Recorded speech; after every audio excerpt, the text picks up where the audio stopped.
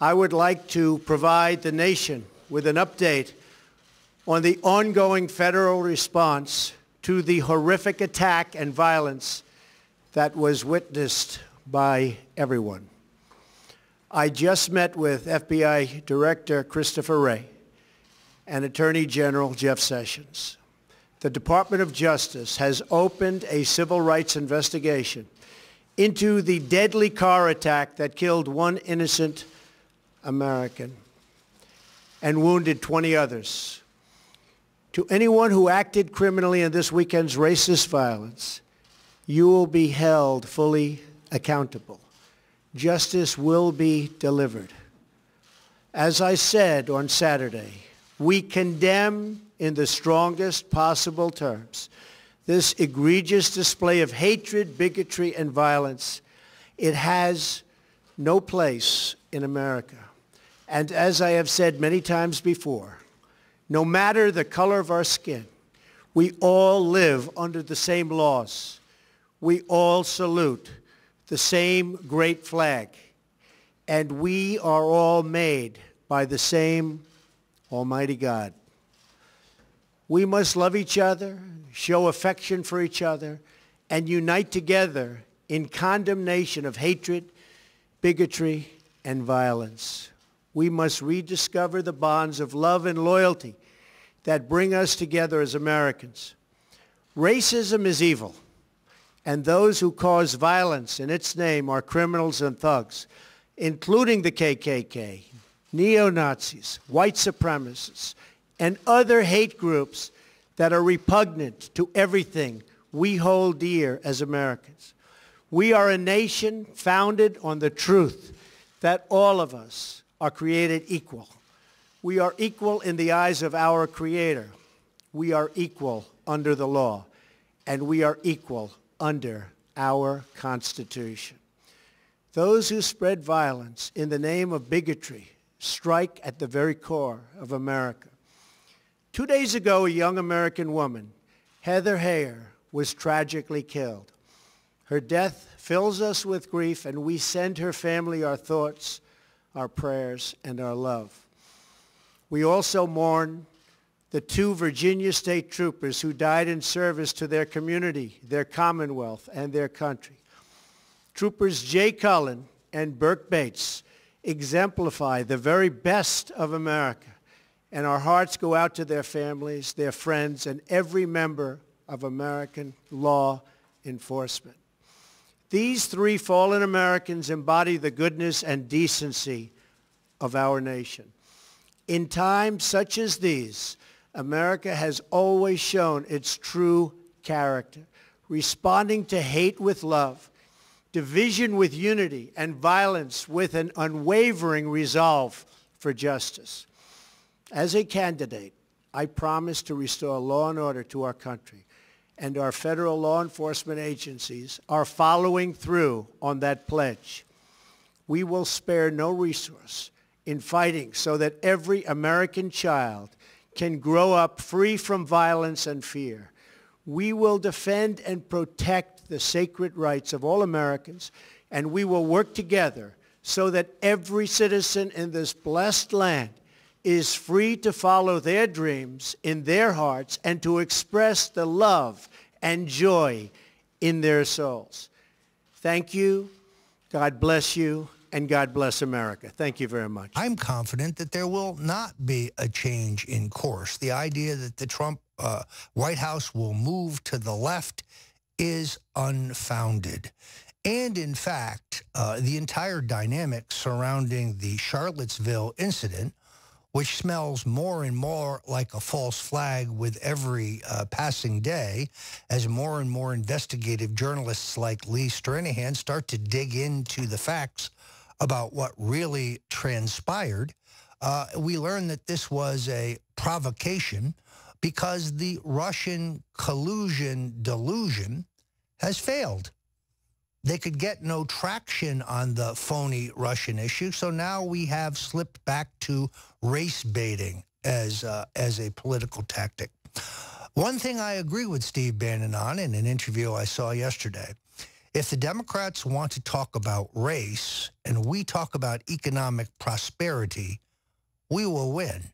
If Donald Trump will stick to his guns that violence on the left or the right must be denounced, is wrong, is not the answer, but focus most principally on the need for economic prosperity.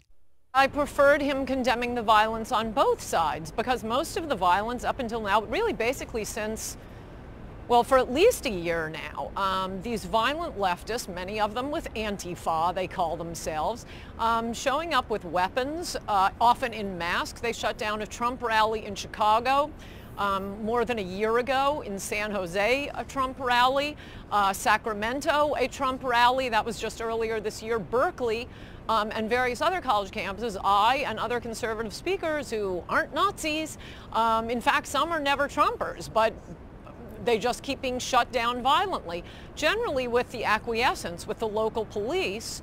They are protected by the police, and they were protected this time, but they weren't shutting down somebody like me. They were shutting down a group that contained some violent nuts who responded. Now, your speech at some university was blocked by the Antifa, and that's a shame, and that was reported on.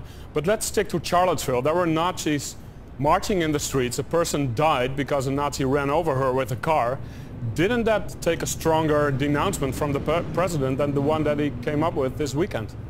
No, I mean, what I don't like about Trump or any Republican, and Trump's the only one who's responded in a way I find at all admirable, is people are more likely to believe something they've discovered on their own than something they're told directly. So if the media just comes out and says Trump supports white supremacists or Nazis or whatever, people hearing that on TV would say, wait, what are you talking about? What's your evidence for that? But if what they do is every time Trump appears on TV, they say, are you now willing to forcefully denounce Nazis or the KKK?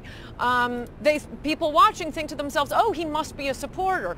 And so, you know, I keep pointing out David Duke, I don't even know if he's still alive, but allegedly the head of the KKK, which came out of the Democratic Party, by the way, not the Republican Party.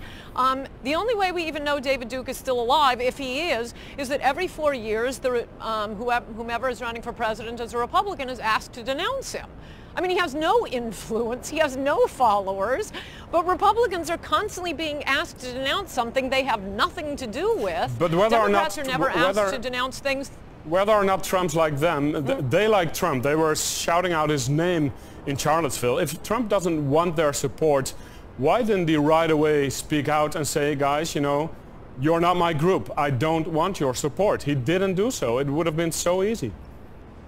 I don't think so. I mean, the number of Nazis or white supremacists in America, they're about as statistically significant as the number of transgenders. They're just creations of the media. And to even give them a forum to the point of disavowing them. Creations, and again, creations Democrats, of the media, transgenders and neo-Nazis. They exist. They are there, and we saw them on television. No, I know they exist. I'm saying they're about as statistically significant, which is to say virtually nil. I mean, I think there are more people in America who, you know, enjoy the erotic frog crushing videos. It's not a big movement. It's not worth wasting our time on. Let's stick to the Nazis, though. By not denouncing them right away, it seems as if Trump wants to keep them close to his chest. No, I don't think so. I think he is refusing to allow himself to be associated with them. Why aren't Democrats asked to disavow ISIS or Osama bin Laden or Karl Marx? If every time they appeared on TV, President Obama killed bin Laden. President Obama killed bin Laden. That's better than denouncing him. No, but we're talking about No, because not for what I'm talking about, and that is what is being spread to the public and through this insidious method of whom you ask a politician to denounce. I would prefer if Trump or anyone out there, any politician, would denounce Antifa, which is actually a violent movement that is actually in city after city after city repeatedly shutting down even this lovely little parade, the Rose Parade in Portland, just because Republicans were going to be marching with them. them. Antifa threatened to disrupt the whole thing, and this parade has gone on for 100 years. They had to cancel it this year. But the violence This in is Charlottesville, the violence in Charlottesville came from the neo-Nazis, and the easiest thing for any president to do, no matter how unsuccessful they are in other areas, is denounce Nazis. It can be done in a second. No, I think you're wrong about your first statement that the violence came from the Nazis. We saw it. And I have nothing to do with this group, but well, we didn't get to hear them, and they were the ones, it's a Unite the Right rally, at least from what I know about this. Yeah, there were a few swastikas and there were a few, I guess, I don't know, KKK signs, but the Unite the Right isn't either of those. I'm not defending them. I'm not part of them. But they did have a permit to assemble and to speak, and they were not allowed to do that. So actually, we don't know what their position, what the majority position is, or what the speakers would have said, because they weren't allowed to speak because the police wouldn't allow them to speak. They were the ones who had the permit. The left-wing fascists came, and the police pushed the group with the permit. They forced them to walk past the left-wing fascists. And do not say the violence was only coming from the, quote, Nazis or white nationalists. Oh, no. The left-wing fascists showed up with homemade fire sprays, with bricks filled with cement. I mean, the one reporter who was punched by a member of Antifa, the left-wing violent ones. Ann Coulter in New York, thanks for being on the program. Thank you. Think about racial equality and civil rights. Which political party comes to mind? The Republicans or the Democrats? Most people would probably say the Democrats, but this answer is incorrect. Since its founding in 1829, the Democratic Party has fought against every major civil rights initiative and has a long history of discrimination. The Democratic Party defended slavery, started the Civil War, opposed Reconstruction, founded the Ku Klux Klan, imposed segregation, perpetrated lynchings, and fought against the Civil Rights Acts of the 1950s and 1960s. In contrast, the Republican Party was founded in 1854 as an anti-slavery party. Its mission was to stop the spread of slavery into the new Western territories with the aim of abolishing it entirely. This effort, however, was dealt a major blow by the Supreme Court in the 1857 case Dred Scott versus Sandford. The court ruled that slaves aren't citizens, they're property. The 7 justices who voted in favor of slavery, all Democrats. The 2 justices who dissented, both Republicans. The slavery question was, of course, ultimately resolved by a bloody civil war. The commander-in-chief during that war was the first Republican president, Abraham Lincoln, the man who freed the slaves. 6 days after the Confederate Army surrendered, John Wilkes Booth, a Democrat, assassinated President Lincoln. Lincoln's vice president, a Democrat named Andrew Johnson, assumed the presidency. But Johnson adamantly opposed Lincoln's plan to integrate the newly freed slaves into the South's economic and social order. Johnson and the Democratic Party were unified in their opposition to the 13th Amendment, which abolished slavery, the 14th Amendment, which gave blacks citizenship, and the 15th Amendment, which gave blacks the vote. All 3 passed only because of universal Republican support. During the era of Reconstruction, federal troops stationed in the South helped secure rights for the newly freed slaves. Hundreds of black men were elected to Southern state legislatures as Republicans, and 22 black Republicans served in the U.S. Congress by 1900. The Democrats did not elect a black man to Congress until 1935. But after Reconstruction ended, when the federal troops went home, Democrats roared back into power in the South. They quickly reestablished white supremacy across the region with measures like black codes, laws that restricted the ability of blacks to own property and run businesses, and they imposed poll taxes and literacy tests used to subvert black citizens' right to vote. And how was all of this enforced? By terror, much of it instigated by the Ku Klux Klan, founded by a Democrat, Nathan Bedford Forrest. As historian Eric Foner, himself a Democrat, notes, in effect, the Klan was a military force serving the interests of the Democratic Party.